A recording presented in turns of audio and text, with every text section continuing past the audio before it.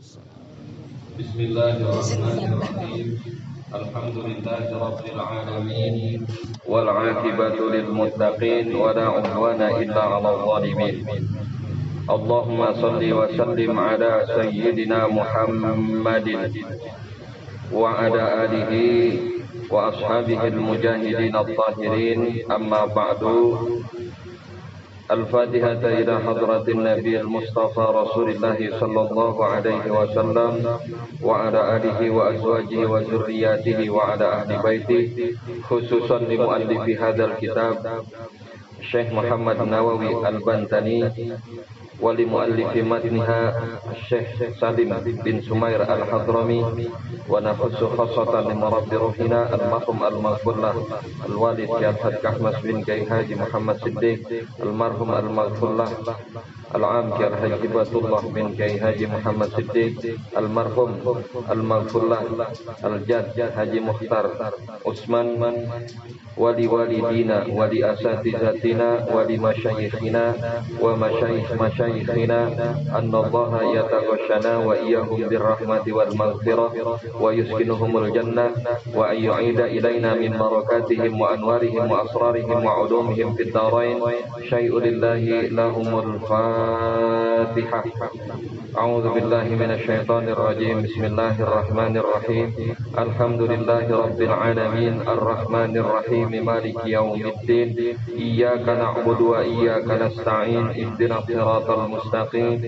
Siratal ladzina an'amta 'alaihim ghairil maghdubi 'alaihim waladdallin. Rabbil firli wa liwalidayya amin. Wa ba'du, fa inna asdaqal hadithi kitabullahi ta'ala wa khairal hadi hadiyu sayyidina Muhammadin sallallahu alaihi wasallam wa syarrul umuri muhdatsatuha wa kullu muhdatsatin bid'ah wa kullu bid'atin dhalalah wa kullu dhalalatin finnar. Rabbi shrah li sadri wa yassir li amri wahlul 'uqdatam min lisani yafqahu qawli. Rabbi shrah li sadri wa yassir li amri wahlul 'uqdatam min lisani yafqahu qawli. Rabbi shrah li sadri wa yassir li amri bijahi sayyidina Muhammadin sallallahu alaihi wasallam. Qala al-muallifu rahimahullahu ta'ala wa adaman naf'a bihi wa bi barakati ulumihi wa bikum fid dharain amin. Qala wa rabi'uha an tu'mina bi rusulihi. Wa rabi'uha, dan yang keempat dari yang keenam,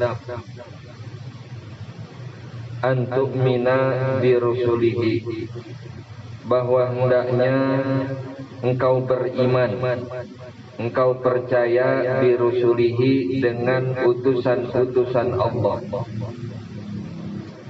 Masih membahas tentang rukun iman. Beranjak dari rukun iman yang ketiga kepada rukun iman yang keempat, yakni percaya kepada Rasul-Rasul Allah. Kata Syekh Nawawi Al-Bantani, wahum afdalu ibadillahi, wahum, dan mereka para rasul itu afdalu ibadillahi, seutama-utamanya hamba-hamba Allah. Jadi rasul itu, para rasul itu adalah hamba-hamba Allah yang paling utama, yang menduduki tingkat atas daripada sisi kemuliaan, bahkan di atas para malaikat-malaikat Allah. Dari seluruh makhluk, maka yang bernyawa lah yang mulia. Dari seluruh makhluk yang bernyawa, maka yang berakal lah yang dikatakan mulia. Dari seluruh yang berakal, maka mereka yang solih lah yang paling mulia. Dari seluruh mereka yang solih, maka yang alim lah yang paling mulia. dari seluruh mereka yang alim, maka yang siddiq merekalah yang mulia. Apa itu siddiq? Dalam hal ini ada wali-wali Allah, mereka lebih mulia. Dan dari para wali-wali Allah, ya, mereka para anbiya, para nabi. Dan dari para nabi, maka yang paling mulia di antara makhluk-makhluk Allah, di antara hamba-hamba Allah adalah rasul-rasul Allah. Makhluk yang paling mulia atau hamba-hamba Allah yang paling mulia, bahkan dikatakan lebih mulia daripada malaikat-malaikat Allah. Kenapa Rasul dikatakan lebih mulia daripada malaikat? Malaikat wajar, ketika sedari awal Allah menciptakan malaikat, ya, malaikat diciptakan tidak memiliki nafsu. Jadi iman malaikat itu stabil, nggak ada iman malaikat itu berkurang atau bertambah. Tapi sejak awal diciptakan, maka para malaikat imannya stabil. Lain dengan para rasul. Para rasul sedari awal mereka diutus, maka iman mereka terus bertambah di setiap harinya, nggak mungkin berkurang. Nggak ada sejarahnya rasul ketika berperang, ya, lihat pasukan musuh lebih banyak daripada tentara-tentaranya, Rasul mundur, imannya goyah. Nggak jadi dah, mendingan gua nggak bela agama gua ketimbang ntar gua mati konyol. Tapi tetap makin hari iman mereka makin bertambah dan terus bertambah. Ada tingkatan yang ketiga. Kata Syekh Muhammad Rasid Ridho, tingkatan yang ketiga ini al-imanu yazidu wa yanqusu. Iman yang terkadang nambah, yang terkadang naik, tapi terkadang berkurang. Siapa tuh? Tuh kita. Kadang iman kita nambah. Ya, ketika bangun malam, maka nggak sekedar kencing, ambil wudhu, lantas qiyamul lail ya tahajud. Wajar imannya lagi nambah. Cuman ketika imannya lagi turun, boro-boro ngambil wudhu, rapi kencing aja lupa cebok, lantas tidur lagi. Kenapa? Ya wajar imannya lagi turun. Nah ini kita nih, kadang kesempatan iman naik, kadang iman kita turun. Maka saya sering pesan kalau iman kita lagi naik, kodo-kodoin tuh sholat kita. Walaupun kewajiban mengkodo sholat itu bukan cuman saat iman lagi naik. Cuman kan kalau iman lagi naik, rasanya kita pengen ibadah terus. Mumpung lagi semangat-semangatnya, maka kodo-kodoin tuh sholat yang kita tinggal dari kemarin-kemarin. Yang kita udah lupa berapa banyak sholat kita yang kita tinggal, kodok tuh mumpung iman lagi naik. Nah, kenapa kok Rasul lebih mulia ketimbang malaikat, tapi di rukun iman kok malaikat duluan yang disebut, baru Rasul? Iman kepada Allah, iman kepada kitab-kitab Allah, iman kepada malaikat-malaikat Allah, baru disebut iman kepada Rasul-Rasul Allah. Kalau emang gurunya Rasul lebih mulia, kenapa enggak Rasul aja duluan yang disebut baru para malaikat di dalam rukun iman? Ingat, rukun iman ini tercipta dari 1 sampai 6 tingkatannya. Ini mah sesuai dengan turunnya wahyu dari Allah. Allah sampaikan wahyu tersebut dalam bentuk kitab-kitabnya. Enggak langsung Allah sampaikan kepada Rasul, tapi melalui malaikat. Dari malaikat baru ke Rasul. Isi daripada kitab-kitab tersebut intinya iman kepada hari akhir, di mana kita kudu percaya bahwasanya ada hidup setelah kematian, dan iman kepada qada dan qadar. Tuh ya, bukan lantaran tingkatan malaikat lebih mulia ketimbang Rasul, maka di rukun iman malaikat lebih awal ketimbang Rasul. Enggak, tetap. Kata Syekh Muhammad Nawawi Al-Bandani, para Rasul itu adalah hamba-hamba Allah yang paling mulia. Qala ta'ala, Allah subhanahu wa ta'ala berfirman, wa kunna faddalna 'alal 'alamin. Wa kunna faddalna, dan tiap-tiap dari Rasul, faddalna kami utamakan alal alamin, atas sekalian penduduk alam. Apa sih maksud daripada beriman kepada Rasul? Maka kata Syekh Nawawi Al-Bantani, bi anta takida anna Allah Ta'ala arsala lil khuluqi, arsala lil khalqi rusulan. Iman kepada Rasul itu bi anta takida, bahwa hendaknya engkau meyakini anna Allah Ta'ala, sesungguhnya Allah Subhanahu wa Ta'ala arsala lil khalqi, telah mengutus bagi makhluk rusulan, para rasul, rijalan, yang rasul-rasul itu adalah merupakan jenis laki-laki.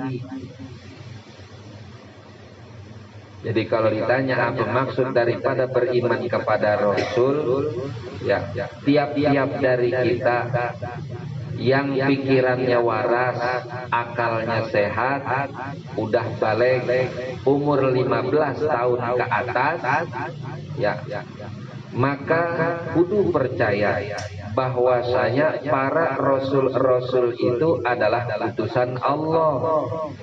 Dan perlu kita ketahui menurut akidah Ahlus Sunnah wal Jamaah bahwasanya Allah tidak berkewajiban untuk mengutus para rasul. Sekali lagi nih, bahwasanya menurut akidah Ahlus Sunnah bahwasanya Allah itu tidak berkewajiban untuk mengutus para rasul.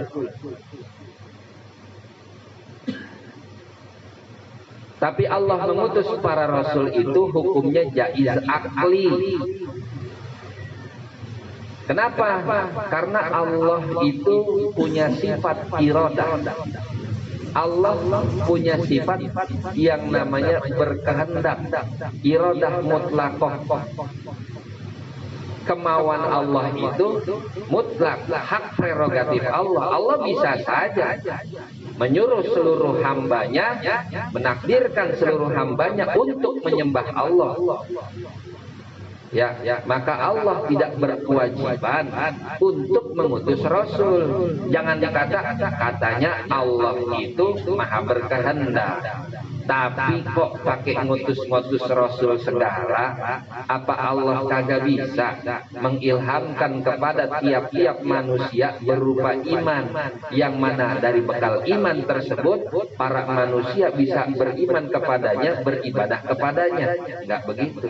Ini jaiz bagi Rasul, bagi Allah. Boleh aja Allah mengutus Rasul menurut keyakinan Ahlus Sunnah wal Jamaah. Ya, jadi Allah nggak berkewajiban. Kalau dikatakan Allah wajib mengutus para rasul, berarti Allah lemah. Ini menurut akidah Ahlus Sunnah wal Jamaah. Jadi Rasul diutus itu sebagai bukti daripada jaiz aklinya Allah. Tapi Rasul itu diutus wajib syar'i. Maksudnya wajib syar'i, Allah berfirman di dalam Al-Quran, ya, nih nanti kalau misalkan Rasul-Rasul nggak diutus, para manusia maka akan berkelit ketika nanti ditanya di akhirat, kenapa kalian tidak beribadah kepadaku? Apa kata manusia?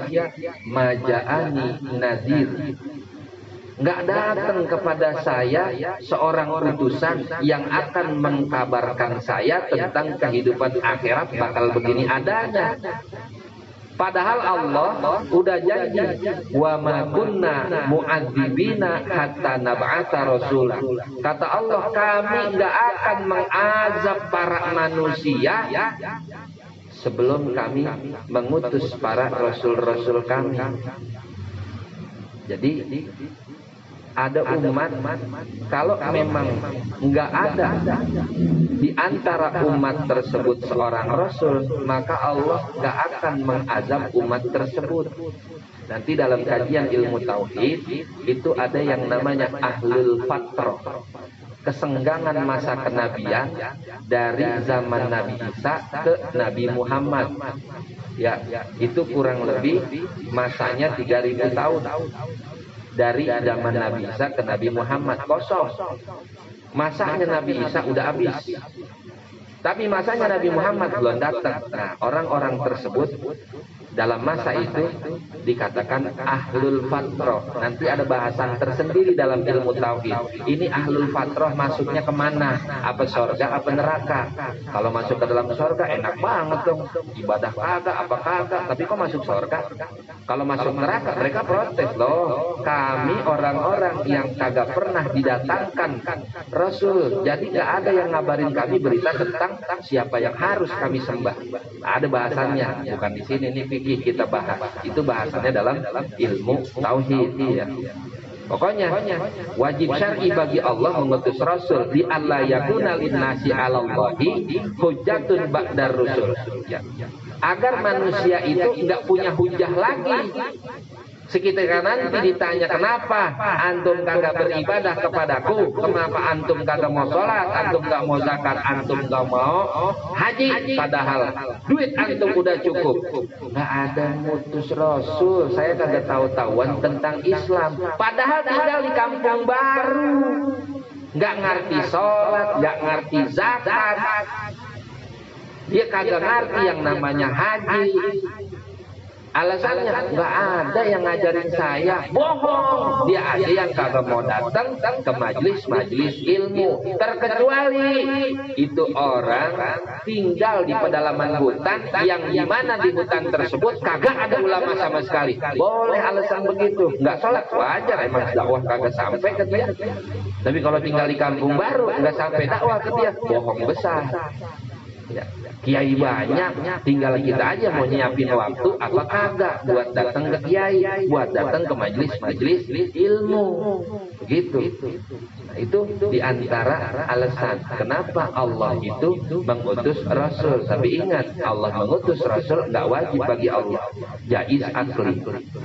Dan Rasul itu rijalan, merupakan seorang laki-laki. Jadi kalau secara garis besar, yang namanya seseorang diutus oleh Allah menjadi Rasul, paling enggak ada 4 kriteria. Ya, ini di luar daripada sifat-sifat kenabian. Yang pertama, Rasul itu insana. Dia itu manusia. Allah nggak pernah ngutus Rasul dari golongan jin. Ya. Yang kedua, rijalan. Itu Rasul diutus dari golongan laki-laki. Kenapa kok laki-laki Allah nggak adil banget? Kayaknya mendiskriminasi, mendiskreditkan para perempuan. Kata Allah, ar-rijalu qawwamuna 'alan nisa. Tugas Rasul kagak tegas Rasul kagak enteng. Ya. Yang namanya perempuan duluin akal apa duluin perasaan? Saya tanya, perempuan duluin akal apa duluin perasaan? Perasaan. Lalu seketika mereka jadi Rasul, kemudian diejek agama mereka bohong, ngambek lagi. Ya dakwanya kagak maju-maju, ngambek mulu. Rijalan, laki-laki. Kemudian yang ketiga, hurun. Rasul itu dari golongan orang-orang yang merdeka. Di dalam Al-Quran Allah sebut nama seorang hamba Luqmanul Hakim. Nah, Luqmanul Hakim ini nggak dijadikan seorang Rasul. Kenapa? Karena Luqmanul Hakim ini biar kata orang bijak, tapi dia itu mantan budak. Jadi nggak dijadikan seorang Rasul. Kemudian yang namanya seorang Rasul itu yuhi syariat, diwahyukan kepadanya syariat likulli makhlukin, bagi tiap-tiap makhluk. Nah, secara garis besar ini 4 nih persyaratan bagi seorang Rasul. Secara garis besar, belum masuk spesifik sifat-sifatnya, belum.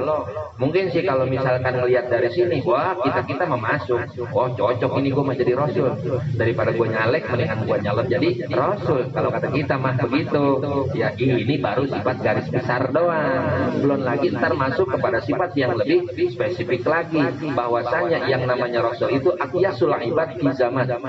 Rasul itu adalah manusia yang paling pandai di zamannya. Ya, kemudian yang kedua, ajmalul ibad di zaman. Rasul itu orang yang paling ganteng di zamannya. Ya kita sama dua aja udah kalah, set. Paling pinter kagak gua mah. Dikata ganteng, ya bini gua doang yang ngomong. Orang lain kagak. Kan begitu. Ini 2 poin aja kita udah kalah nih yang begini. Terus Rasul itu orang yang paling memiliki wawasan yang paling luas di antara umat-umatnya. Ya udah kita mah kalau begini. Ya Nabi itu wawasannya, Nabi Muhammad bukan tiba di masalah agama doang. Ya tapi di masalah-masalah yang lain. Dulu mah belum ada tuh yang namanya penelitian kedokteran, laboratorium, belum ada. Tapi Nabi dari dulu udah nyontohin. Kalau habis makan, Nabi kagak langsung minum, tunggu setengah atau 1 jam. Kenapa nggak langsung minum? Biar enzim-enzim daripada makanan tersebut nggak terhanyut oleh air yang kita minum. Sebab enzim tersebut yang dapat mencegah beberapa macam penyakit, mulai dari kolesterol, asam urat, asam lambung. Kenapa orang sekarang banyak yang kena begituan? 1, makan nggak dijaga, rapi makan langsung minum.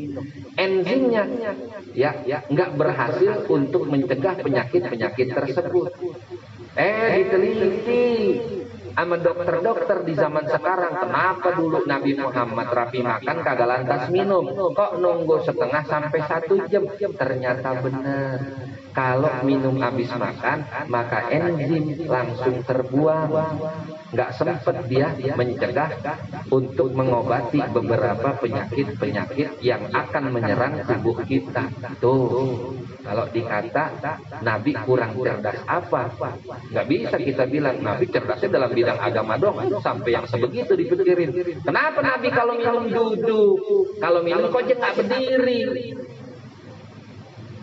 Karena ketika seseorang minum dalam keadaan duduk, ada penyaring di atas ginjal itu yang menyaring bakteri-bakteri yang masuk dari minuman kita. Sementara aqua le minerale yang kita minum, yang katanya air tersebut telah disterilkan, tetap masih terdapat beberapa bakteri yang dapat menghancurkan tubuh kita kalau masuk ke dalam ginjal. Maka ketika dalam posisi duduk, saringan itu tertutup. Nabi kalau lagi minum zam-zam berdiri. Kok berdiri? Itu saringan terbuka. Karena air yang paling murni dan 100% steril adalah zam-zam. Dulu ada kedokteran, ada laboratorium, nggak ada. Tapi sebegitu cerdasnya Nabi, Allah berikan. Nah kemudian Nabi itu Rasul pada zamannya adalah aktsarul ibadah. Aktsarul ibadi ibadatan, orang yang paling banyak melaksanakan ibadah. Udah jauh banget dah sama kita mah dari sini juga. Belum masuk kepada sifat-sifat yang wajib bagi Rasul 4 nanti. Belum. Nah kemudian yang kelima, yang namanya Rasul itu abawahu lam yasqutuna anil wuqu'i bil muharram. Yang namanya Nabi itu emak bapak, kakek, nenek, uyut ke atasnya nggak ada yang pernah terjerumus ke dalam perbuatan zina. Maka hasilnya seperti itu. Jadi sperma dari Rasul akan masuk dan dibuahi di dalam perempuan yang paling soleh, yang Allah pilih. Ya Allah udah punya aturan begini. Ini dari sini aja kita udah jauh banget Pak kalau mau jadi Rasul. Nggak jadi dah, nyalon RT aja dah, nggak usah nyalon Rasul dah gitu. La ya'lamu adadahum illallah. Tidak ada yang mengetahui adadahum, jumlah pasti daripada para rasul, illallah, kecuali Allah. Kalau jumlah pastinya nggak ada yang tahu. Tapi ada beberapa riwayat yang menyebutkan bahwasanya Rasul itu jumlahnya 313, 315. Ya, muncul dalam riwayat bahwasanya jumlah Nabi itu 124.000. Dari 124.000 itu ada Rasul 315. Itu riwayat. Tapi tetap kaul yang paling muktamad, yang paling unggul, yang menjadi pegangan bahwasanya jumlah Rasul itu gak ada yang tahu kecuali Allah. Gitu. Dalam surah Fatir Allah sebut dalam surah Ghafir ayat 78. Ya Allah katakan minhum man qasasna wa minhum lam naqsushu alaihi. Sebagian dari Rasul kami ceritakan tuh, kami kasih dongeng kepada kalian biar kalian tahu. Tapi biar kalian tahu ada beberapa Rasul lagi masih banyak yang belum kami dongengkan, yang belum kami ceritakan, yang belum kami sebut kisahnya dalam Al-Quran dan kitab-kitab lain. Tuh kata Allah begitu. Jadi yang paling menjadi pegangan, yang paling unggul bahwasanya jumlah Rasul itu nggak ada yang tahu terkecuali Allah Subhanahu wa Ta'ala. Awaluhum Adam. Di situ ada tambahan, awaluhum bil jasadi. Langsung Adam. Nah, di situ ada ya awaluhum bil jasadi. Ya. Di kitab saya kagak ada awaluhum bil jasadi Adam. Ya. Awaluhum Rasul yang paling pertama bil jasadi dari sisi jasad, maksudnya dari sisi jasad yang pertama kali diutus di muka bumi. Sebab nanti kaitannya ada dari sisi penciptaan. Kalau awaluhum bil jasadi Adam, ya Rasul di antara Rasul yang paling awal diciptakan di muka bumi yaitu Adam. Ya, sebab kalau bicara awalul khalqi, ya awal Rasul yang diciptakan itu maka adalah Nur Muhammad. Jadi sebelum Nabi Adam diciptakan, nurnya Nabi Muhammad itu udah ada. Dan Muhammad itu saat itu udah ditakdirkan nanti kelak dia datang ke dunia diutus menjadi Rasul. Kalau dari sisi penciptaan Nur Muhammad dulu. Kan kata Allah dalam hadis qudsinya, laulaka ya Muhammad ma khalaqtul aflaq. Kalau bukan karena wahai Muhammad, nggak bakal saya ciptain alam semesta ini. Kalau dari sisi penciptaan Rasul di bumi itu Adam alaihi salam.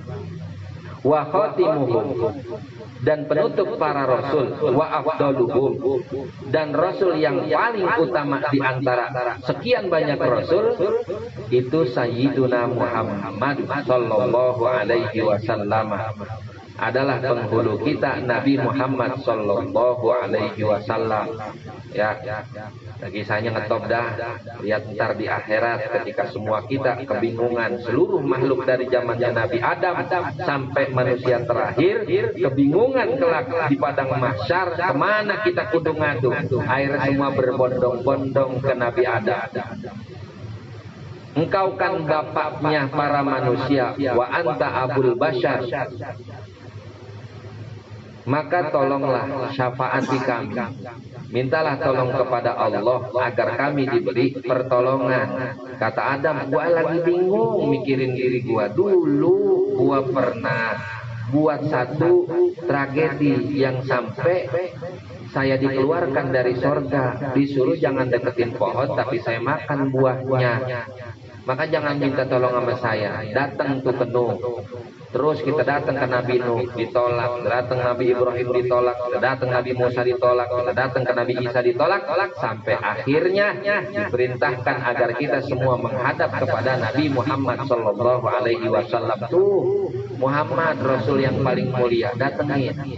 Akhirnya Nabi Muhammad datang ke bawah arsy, beliau sujud, ya Rob, ya Rob, ya Rob, ummati, wahai Tuhanku, wahai Tuhanku, wahai Tuhanku, umatku. Kata Allah, angkat kepala Muhammad, sebut apa yang kau mau, syafaati umatku ya Allah. Semua nanti dari zaman Adam sampai manusia terakhir minta syafaatnya kepada Nabi Muhammad. Maka dikatakan Muhammad adalah Rasul yang paling utama, walaupun datangnya di akhir. Wa kulluhum min nasli Adam. Dan semua para rasul itu min nasli Adam, daripada anak keturunan Adam alaihi salam.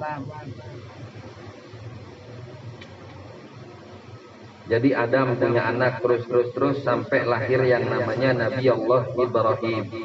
Ya kan, kita kenal sebagai Nabi Ibrahim ini adalah Abul Anbiya, bapaknya para nabi. Nabi Ibrahim itu punya anak, siapa aja? Ismail, Ishak, ya, Ishak dan Ismail. Dari Ishak melahirkan Yakub. Ya, nah Yakub ini yang dikatakan Allah sebut dalam Al-Quran, ya Bani Israel, wahai anak cucunya Ibrahim dari keturunan Yakub. Siapa aja ada di situ? Nabi Yusuf, ya. Jadi Ishak, Yakub, Yusuf, terus sampai mana? Sampai Nabi Isa. Kok cuma stop sampai Nabi Isa? Tadi kan anaknya Nabi Ibrahim, ada Ishak, ada Ismail. Nah, dari Nabi Allah Ismail kemari sampai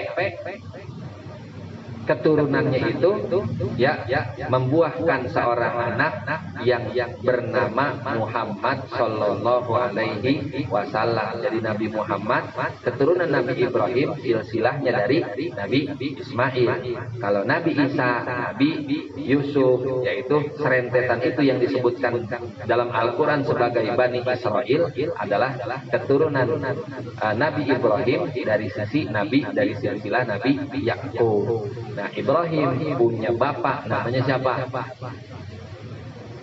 Azar. Ya, topnya Azar ya.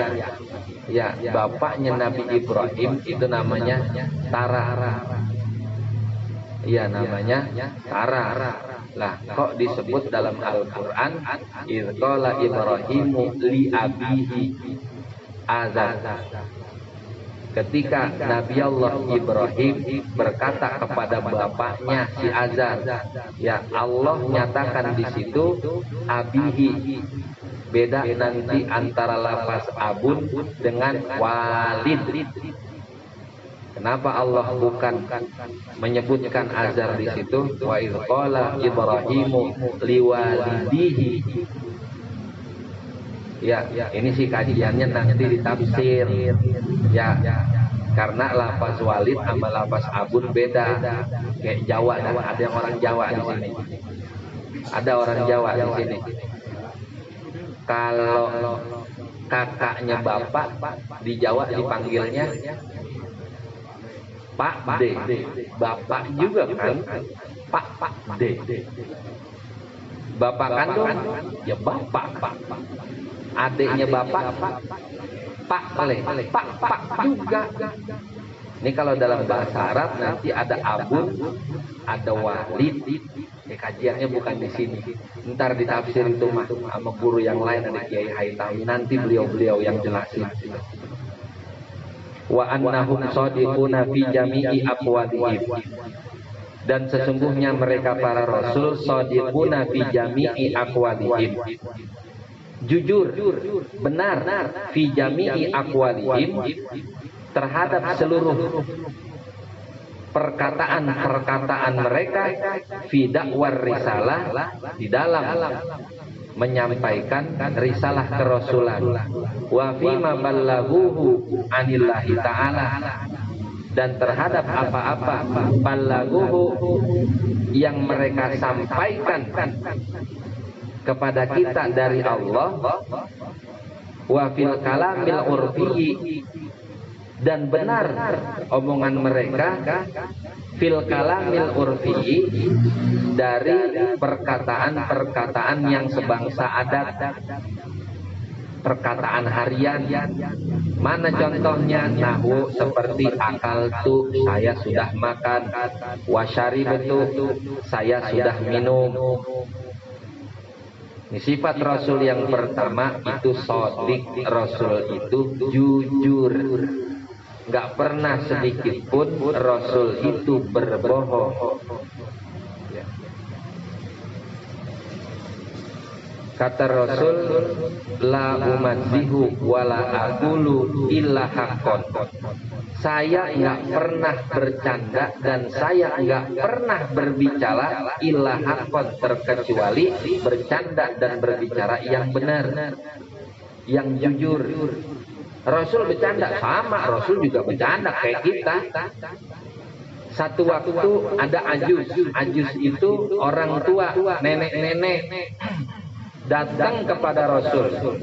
Ya Rasulullah, ud'ullaha ayyadkhulanial jannah, biar Allah memasukkan aku ke dalam sorga. Kata tuh nenek-nenek. Rasul begitu keluar dari rumah mau sholat ke masjid, ketemu nenek-nenek. Ya Rasulullah, ud'ullaha li'an yadkhulanial jannah, agar Allah masukin saya ke dalam sorga. Kalau bahasa kita, ya Rasul doain saya biar saya masuk sorga. Apa jawaban Rasul? Kata Rasul, di sorga kagak ada nenek-nenek. Udah habis ngomong begitu Rasul jalan. Itu nyai-nyai sig-sigan nangis. Sayyidatuna Aisyah lihat kejadian tersebut. Begitu Rasul pulang dari masjid, ditanya sama Sayyidatuna Aisyah, ya Rasul, apa yang kau bicarakan kepada nenek tersebut sehingga membuat nenek tersebut nangis? Hatinya romanya hancur banget sama omongan yang kau sampaikan. Maka kata Rasul, la aqulu illa haqqan, tidaklah aku berbicara terkecuali kebenaran. La umadzihu wala aqulu illa haqqan, aku nggak bercanda dan aku nggak pernah berbicara terkecuali berbicara yang benar. Ketahuilah bahwasanya siapa-siapa orang yang nanti akan masuk surga, fayakunu abkaron, maka mereka akan balik lagi menjadi perawan. Artinya di surga udah kagak ada nenek-nenek lagi. Nanti Haji Sukri, Buya, semuanya jadi muda lagi. Iya, nggak ada yang ompong papi, muda lagi. Nggak ada yang tua-tua, nggak ada di sorga. Semuanya balik kepada muda. Itu candanya Rasul. Candanya aja benar adanya. Bukan cuma sekedar guyon belaka yang kagak ada manfaatnya. Ya. Maka salah satu bukti daripada Rasul itu siddiq, ya, sifat wajib yang pertama bahwasanya Rasul itu jujur, dan Rasul itu jujur terhadap apa yang disampaikan, baik terhadap dakwah yang ia alami yang harus dia sampaikan kepada umatnya. Buktinya tuh lagi Isra, ya, ketika Rasul Mi'raj, ya, ketika Rasul Isra Mi'raj, begitu Rasul Isra dari Mekah ke Baitul Maqdis, kemudian Mi'raj sampai ke langit ketujuh, pulang Rasul ngomong ke kafir Quraisy, semalam saya Mi'raj bang. Mi'raj apaan tuh? Saya berangkat dari mari ke Baitul Maqdis, dari Baitul Maqdis saya ke langit ketujuh. Apa kata kafir Quraisy? Muhammad dah gila nih, masa dalam jangka waktu semalam teman dia berangkat dari sini katanya ke Baitul Maqdis. Mana buktinya? Kata Rasul, bentar lagi bakalan sampai kabilah dari arah barat membawa sekian unta dengan orang sebanyak sekian, bawaannya sekian. Nggak lama ditunggu, benar ada itu kabilah. Semalam Rasul lihat itu kabilah lagi berjalan ke arah Mekah. Dikabarin sama Rasul, tuh buktinya bahwasanya saya jujur. Semalam memang benar-benar saya berangkat ke Baitul Maqdis, dari Baitul Maqdis saya Mi'raj lagi ke Sidratil Muntaha. Semua yang diucap sama Rasul dari mulutnya nggak ada yang namanya kebohongan. Karena sifat pertama, sifat awal yang wajib dimiliki oleh seorang Rasul adalah siddiq. Ini yang tadi saya bilang sifat khusus bagi Rasul. Siti, kita mau jadi Rasul, ya susah bang. Sama bini aja bohong mulu. Bagaimana mau jadi Rasul? Mau kemana bang? Mau ke depan sentara? Ya. Ya itu romannya juga kalau kita baca saat rawian juga kagak enak. Iya.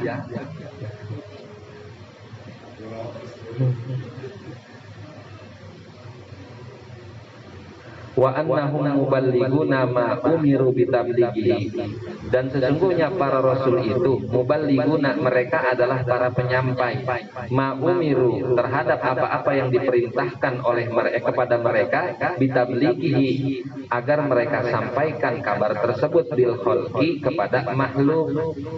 Ya, sifat kedua yaitu tabligh. Wa illam yakun ahkaman, sekalipun yang diperintahkan untuk disampaikan itu lam yakun ahkaman, bukan berupa cerita, bukan berupa hukum.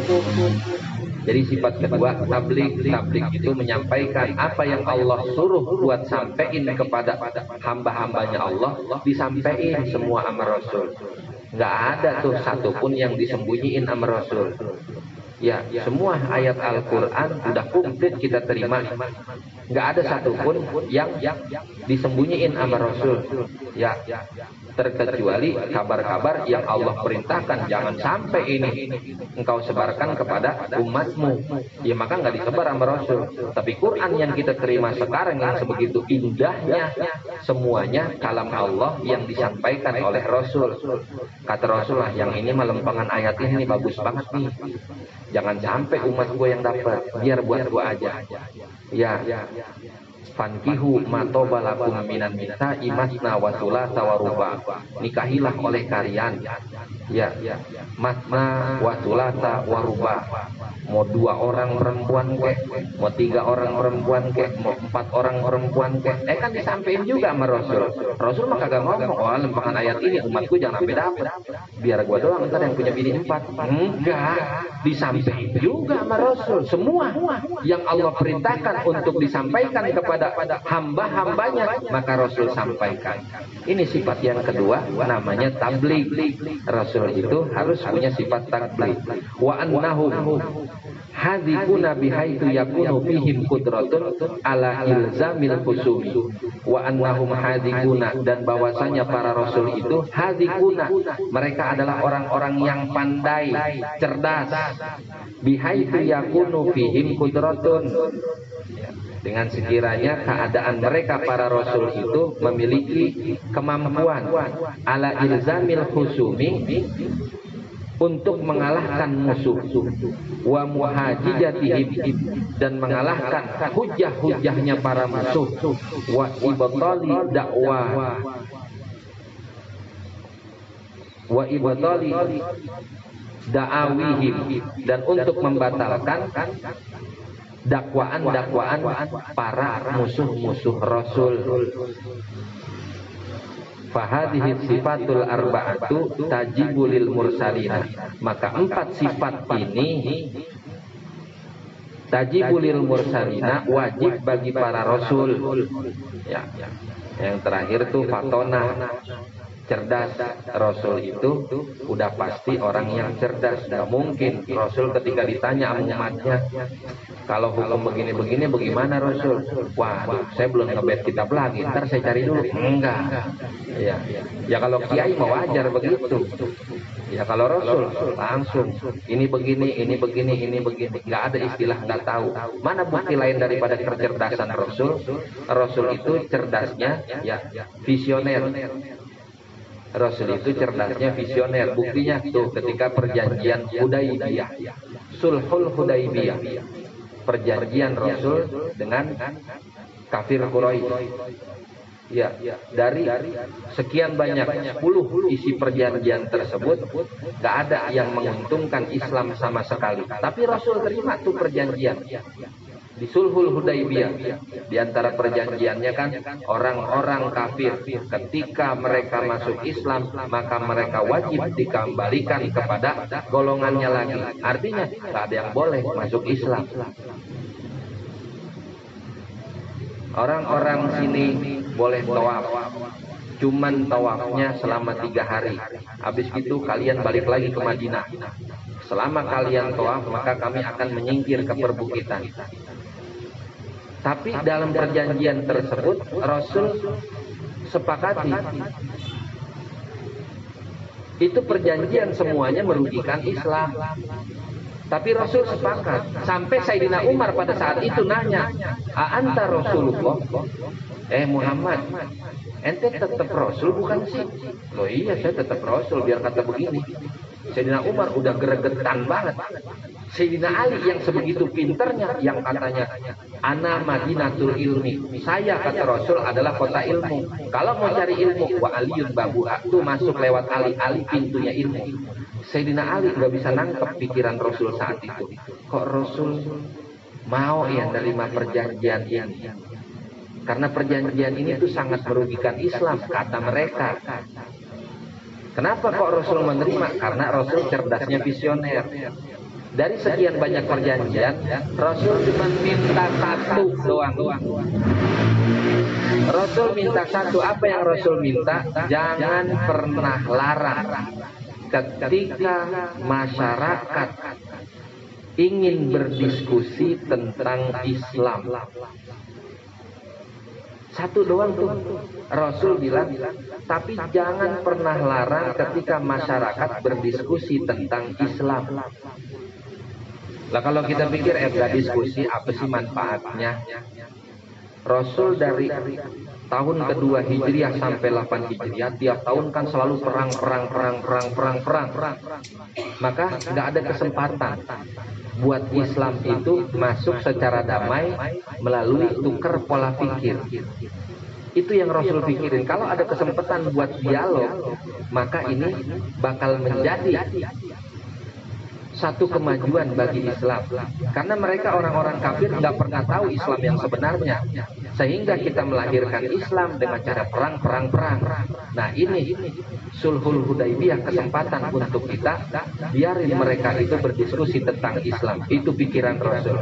Sehingga dari mulai ditandatanganinya Sulhul Hudaybiyah sampai 10 tahun kemudian, lantaran Islam dibiarkan, dibebaskan orang-orang untuk berdiskusi tentang Islam, akhirnya kan muncul pemikiran. Ya, orang-orang mulai diskusi, kira-kira Tuhannya Abu Jahal sama Tuhannya Muhammad bagus mana? Coba dah kita pikirin. Emang Tuhannya Muhammad siapa sih? Tuhannya Muhammad itu yang katanya nyiptain langit dan bumi, cuman wujudnya nggak kelihatan.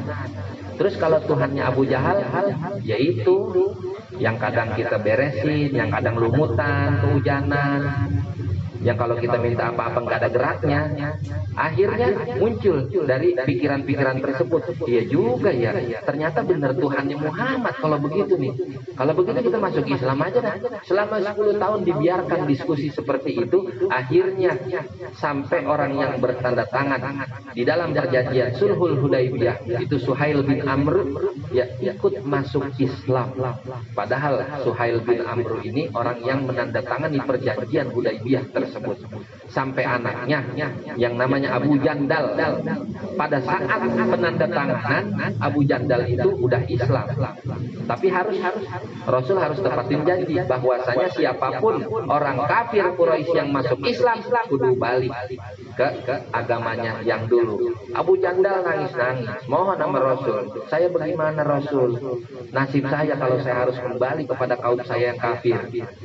Kata Rasul, tenang, ente balik aja, itu urusan Allah. Apa kata Sufyan bin Amr? Wahai Muhammad, ini akan menjadi bukti bahwasanya perjanjianmu harus engkau pegang teguh. Orang dari kaum kami yang masuk ke dalam agama Islam harus balik kepada kami. Nabi lepas. Sayyidina Umar nggak tinggal diam, dia makan beringatan orangnya. Itu pedang yang dia pegang mau dikasih, udah dikodein nih Abu Jandal, nih ambil pedang gua, bunuh tuh bapak lu. Tapi Abu Jandal kagak mau, lebih milih ngikutin Rasul. Bener apa kata Rasul? Gua balik aja dah, ntar bagaimana Allah ngatur maunya kita.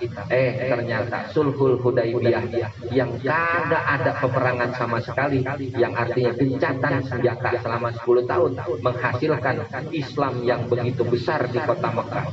Bukan main cerdasnya Rasul. Kalau ngikutin cara Umar, udah kita perang aja, yang begini dikasih kesempatan, kan begitu. Ya, tapi Rasul dengan kecerdasan visionernya tuh mampu mengislamkan satu kota Mekah tanpa perang, cuman melalui diskusi. Karena diskusi itu ilmiah, didapat dari mana? Ilmu nggak mungkin kita dapat kalau kita kagak datang ke majelis taklim. Ya, kalau kita timbang di rumah doang, ya dapat cuman semetet. Kalau mau banyak, datang ke majelis ilmu, berkahnya dapat, bawa pulang juga ilmu. Nah, inilah apa yang dapat saya sampaikan pada kesempatan malam hari ini.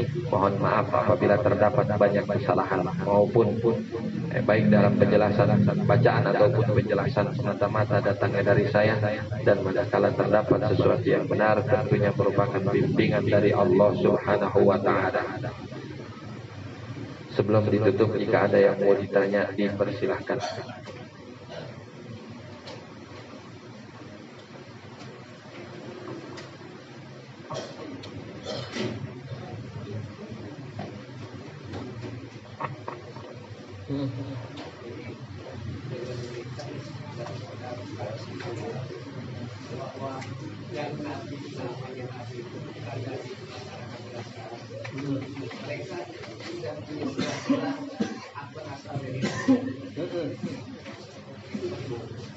Gimana ulang.